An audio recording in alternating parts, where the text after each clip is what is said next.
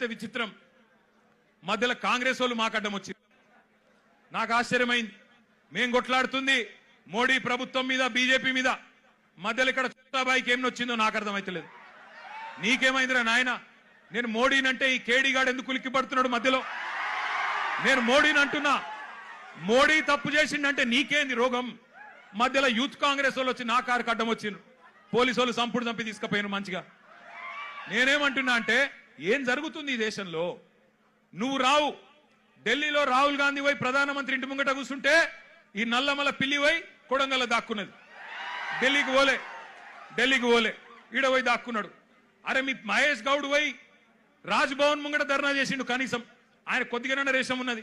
నువ్వే అడున్నావు? కొడంగల్లో దాక్కున్నాడు. పోయి కొడంగల్లో మళ్ళా గట్టిగా ఇంకా విచిత్రం చెప్తా మీకు. కొడంగల్లో పోయి ధర్నా చేసినట్టు చేసిండు. రాహుల్ గాంధీని అరెస్ట్ చేసిర్రు. వెంటనే ఇడిచిపెట్టాలి, మావోనికి దెబ్బ తాకింది, గింతంత గీర్కపోయింది, అయ్యో చాలా అన్యాయం జరిగింది అని బాధపడుతున్నాడు. నేను అడుగుతున్నా రేవంత్ రెడ్డి, ఏమన్నా కొద్దిగా సోయుందా నీకు? నీకు కూడా ఒక బిడ్డ ఉంది, నీకు కూడా మన్మడున్నాడు.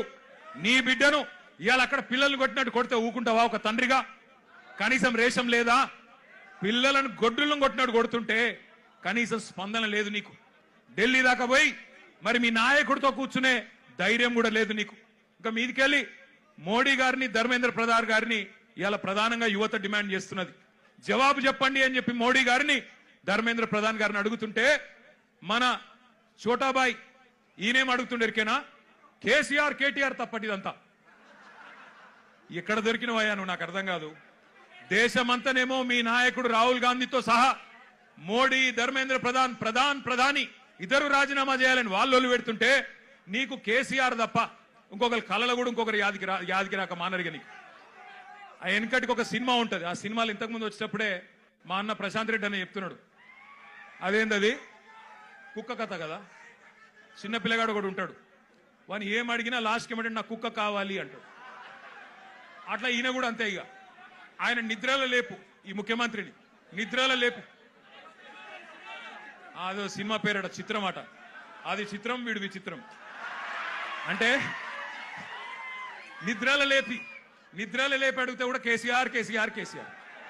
అరే నువ్వు ముఖ్యమంత్రి వీరా నాయన, కొన్ని ముఖ్యమైన పనులు చేయి. సిగ్గులేని మాటలు మాట్లాడుతున్నాడు. అదేదో పేపర్ లీక్ నాకు సంబంధం అంట. మోకాల్కు బోడిగుండికి ముడిపెట్టుడంటే ఇదే. నేను చెప్పిన, అయ్యా రేవంత్ రెడ్డి నీకేమన్నా సిగ్గు శరం ఉంటే నువ్వు చెప్పిన లేదా? కోరేది ఒకటే, మీ కండగా అవసరమైతే నాకు విశ్వాసం ఉంది. ఎందుకంటే కేసీఆర్ గారు కూడా తల్లడిల్లిపోతా ఉన్నారు. మీ ఆందోళన చూస్తున్నాడు. ఆయన ఏం చూడకలేడు. సోషల్ మీడియాలో మీ మాట్లాడుతున్న మాటలు, మీరు ఒక్కొక్కరు చెప్తున్న ఆవేదన, మీరు ఏ రకంగా చేస్తున్న నిరసనలు, ఇవన్నీ కేసీఆర్ గారు చూస్తూనే ఉన్నారు. అందుకే అవసరమైతే కేసీఆర్ గారు కూడా తప్పకుండా మీకోసం, మీ భవిష్యత్తు కోసం గతంలోనే చెప్పినట్టుగా ఆయన కూడా he will rise to the occasion. ఆయన కేసీఆర్ గారు ఈ రోజు కాదు, కరోనా టైంలోనే చెప్పిండు, ఇండియా రియాక్ట్స్. కేసీఆర్ చెప్పిన మాట ఇవాళ మీకు ఒక తీరుగా అనిపిస్తుండొచ్చు, కానీ India will react. India has that ability to react. పిల్లలు భారతదేశ భవిష్యత్ నిర్మాతలు, వాళ్ళే ఈ దేశాన్ని కాపాడుకుంటారు, వాళ్ళే ఈ దేశ ముఖ చిత్రాన్ని మారుస్తారు. తమ భవిష్యత్తు కోసం అవసరమైతే ఎంత దాకన్నా పోతారు.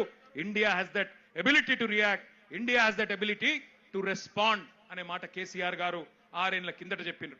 రాజకీయ నాయకుల కొడుకులు రేప్ చేస్తే వాళ్ళకేమో బెయిల్ వస్తున్నాయి, జల్దీ బెయిల్ వస్తున్నాయి. మరి ప్రశ్నాపత్రం లీక్ అయితే ఎందుకు సమాధానాలు వస్తలేవు అని అడిగింది. చెప్తారా సమాధానం ఎవరన్నా ఈ కేంద్రంలో?